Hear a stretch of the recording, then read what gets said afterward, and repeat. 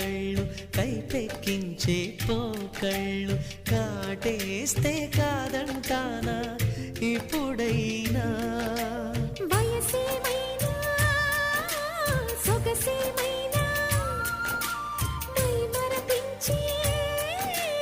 మనసేమైనా నవ్వు నవరాత్రి నీ కోసం తీసుకువస్తున్నా మైనా ఏమైనావే మన్మథ మాసం అయినా ఎంతైనా ఇది మెత్తని మోసం